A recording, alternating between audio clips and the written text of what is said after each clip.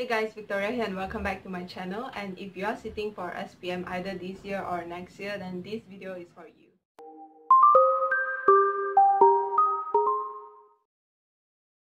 So today's video is going to be all about planning towards your SPM, whether you're having it this year or next year. Start early if you're in Form 4, that's great. To work towards your SPM, you need to have a plan, and today we'll be basing that off this list. So hopefully at the end of this video, you'll be inspired to work up a list of your own, a checklist of your own. But basically this is very heavily inspired by the list that I have made for MBBS year 1, for medicine year 1 in my university, and I just think that this checklist is very helpful in order to track my progress and all that stuff. So this is a close-up of my checklist, and it says here CA2 biochemistry, and biochemistry is simply one of the subjects that I'm taking this year, and CA2 is continuous assessment 2, which means my second exam. But these are all the lectures that I have to cover, and you can just change that to the topics that you have, change the title to whichever subjects you're taking. And then over here is how I tick things off the list. So I covered fundamentals of molecular biology and genetics on the 3rd of December, so I just put a tick next to it and then put 3rd of December. And if you like, you can add more columns as well to the side, and the more times you review a material, the better you will understand it and to grasp the whole of it. So if you want to add more columns, you can feel free to do that. It is completely customizable. It's super easy to make this checklist, but before we go into that, I would like to convince you on why you need to do this checklist and why it is so important to have a plan for your SPM. So reason number 1 why this checklist would work is that if you're doing everything and studying everything by this checklist, then you're making sure that you cover every single topic in the subject, whether it's biology, physics, chemistry. You are making sure that you're covering every single topic, and that is one of the main criteria in order to do well in a test. You have to actually know the content. Other than the correct technique to answer and all that, the core of scoring well in every single exam is to know the content well. And by using this checklist and by going through everything, you will make sure that you know the content well, and when you know the content, there is little that could go wrong. Second reason why you need to have this checklist is to avoid stress, because if you don't have all of the stuff that you need to read on paper in black and white in front of you, then it'll all be cluttered up in your mind, and you have so many things to take care of, like you have assignments, you have homework, tuition homework, and then you have to know the things that you have to read and cover. If you have this checklist, then you cannot stress about covering your study materials. And by the way, I'll be going through how to use this checklist in a minute. The third reason why you should make this checklist for yourself is because you can track your progress with this checklist so easily. And so for example, if you can see here, okay, we have I've written the lectures here because we go by lectures. So I've written all the lectures here, and then once I go through that particular lecture, I'll just tick it off and write the date at the side. And then this goes the same for each and everything. And so this is definitely a good way to know where you're at, your study progress, where you're at, how much left that you still need to cover, and yeah, basically everything is just presented here. And so there are headings here that you can fill in if you use different study tools. So let's say the first one is just rewriting notes, you can fill in here, and then the second time that you want to do it, you want to use flashcards to study, so you can write flashcards. And then if the third time you want to go around making mind maps, then you can write mind map here. And if you can see here, I actually left 3 columns for each and every lecture that I have. And the reason why I did that is because the human brain has limited capacity to remember things. So unfortunately, we do not have photographic memory. I wish we did, but we don't. So going through the material once is not sufficient. You will forget it sooner or later. And so you have to keep reviewing all these things that you're learning, and this is why there are more columns. So the first step that you want to do is to learn the material the way you learn best the first time.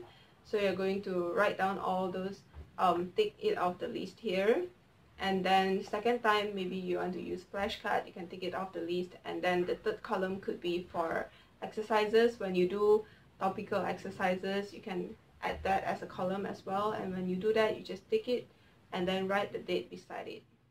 And the fourth reason why you need this list is that it acts as an assurance that you have been working hard. I'm sure that I'm not the only one who feel like I've not been working hard enough, and even though I've studied, I feel like, oh my god, I didn't study. And so this list would solve that problem for you, because you can see here exactly which date have you gone through that lecture and how many lectures have you gone through. Like, these are all the proof that you have worked hard and you have been studying, and this is a great reassurance, especially when approaching the exam seasons and you're panicking and all that stuff. It is great to have this. So it's super easy to make this list, but I'm going to show you how to do it anyway on Microsoft Word. So let's proceed with that clip. Okay, so welcome to this tutorial, and the first thing that you want to do is to on your laptop or your computer, whichever you're using to make this. And the second thing that I did actually was to adjust the brightness of my screen here, because for some reason it was very low, the brightness was super low, so I adjusted it and now it looks better. And so I'm just clicking that thing away, and then I clicked on the file named CA1 Anatomy, which is the file that I saved my checklist as. And this is just the soft copy of the checklist that I printed out. I made it using Word. And then I'm just scrolling through the entire soft copy so you know how it looks like. And you can pause and take a closer look if you want to, but I already showed you a close-up of this checklist. Just scrolling through. And if you're interested to know, I used Times New Roman font 12 for this. That is my go-to font. Okay, so now what you want to do is to grab a reference book of your choice. I just grabbed this Whiz Through SPM book for biology, and then just flip over to the content side so you can have a good look at the content that you're supposed to cover. And then I'm just changing the title here from CA1 Biochemistry to Biology. So that is what you should be doing.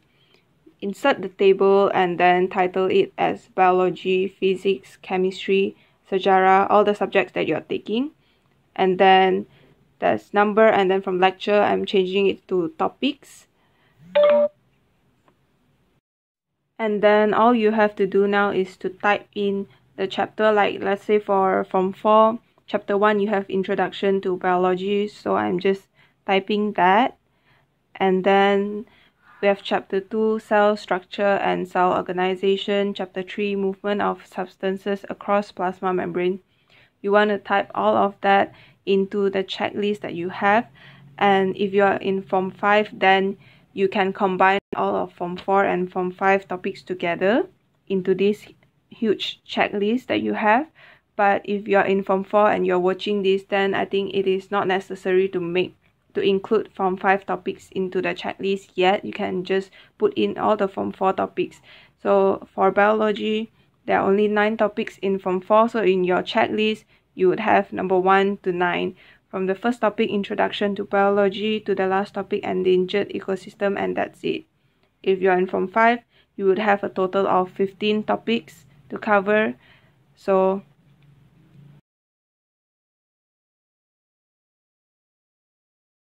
basically that's it. All you have to do is insert the table and then grab your reference book, put in the content, and you have the complete checklist that you need for your SPM. And I would do this for 4 subjects, as I've said before, for physics, chemistry, biology, and sejarah. But if you want to include admets into this, if you want to include other subjects, you can as well, completely customizable, as I've said before.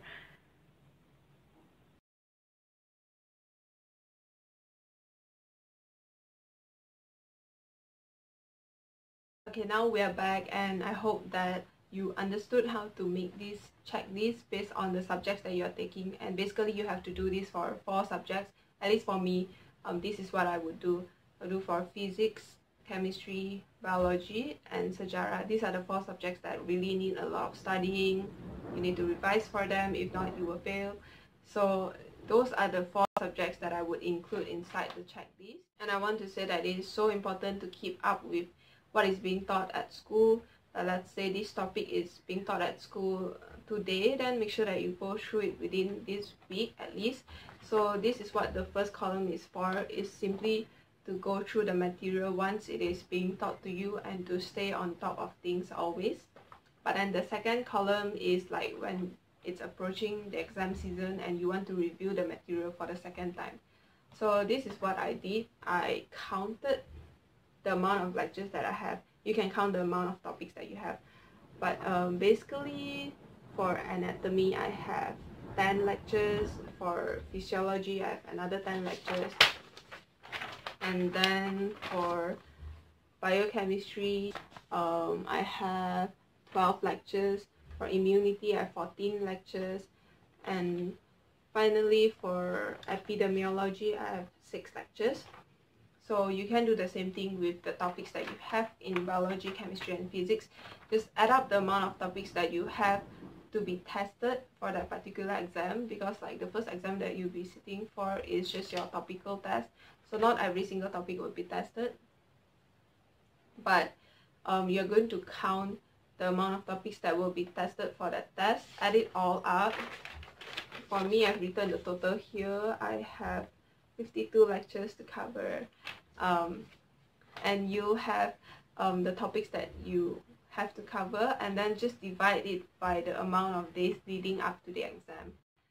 So you know roughly how much time you have and how many topics that you want to cover, and then you can divide it by the amount of days. So let's say I have 52 lectures and I know that I have 17 days leading up to the exam, so I'm just going to grab my phone, use the calculator here.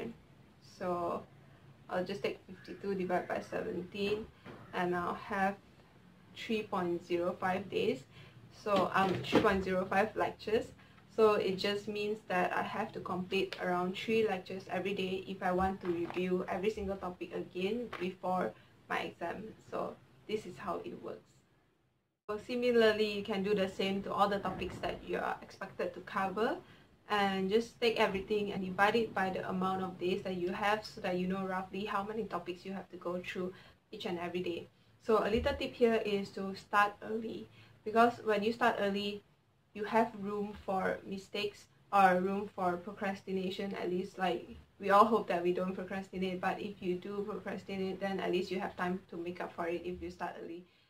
Another tip that I have for you is to not be so ambitious. Like, let's say I have to cover 3 lectures a day. That is pretty ambitious actually, because the lectures are very time consuming and there are things that pop up, so sometimes I can't do it. And so it is the same with your topics. Like, if it's a long biology topic and you know that you will have to take a very long time to cover it, then don't just assign 3 biology topics to that particular day. You will feel terrible if you cannot achieve that. So set achievable goals for yourself. Just maybe complete 1 biology topic for that day, and then maybe 1 lighter topic like 1 physics topic or whatever. Just set achievable goals for yourself, and if you start early, then you can work less each and every day but still end up with the same ending point, which is to know all of the content that is in the syllabus. So yeah, this is the checklist that I'm currently using as a first year medical student, and you can make your own checklist for SPM, and I'm sure that it will help out a lot. As I've said before, it can reassure you that you're working hard, and it can track your progress, it can reduce stress, so why not? So once you're done watching this video, you can go ahead and grab your laptop or computer out, open up Microsoft Word or Excel, whichever you're more comfortable with, and start making this list based on the subjects that you're taking. Whether it's SPM or if you're in university, then just customize it to your subjects. So that's all for today's video. I hope that you have found this video helpful, and do go make that checklist so that you have a plan, because you have to approach every exam with a plan or you won't start studying at all. So anyways, I hope that you liked this video. Give this video a like if you liked it, and if you haven't already, subscribe down below. So that's all for today's video. Thank you for watching, and I'll see you guys in my next video.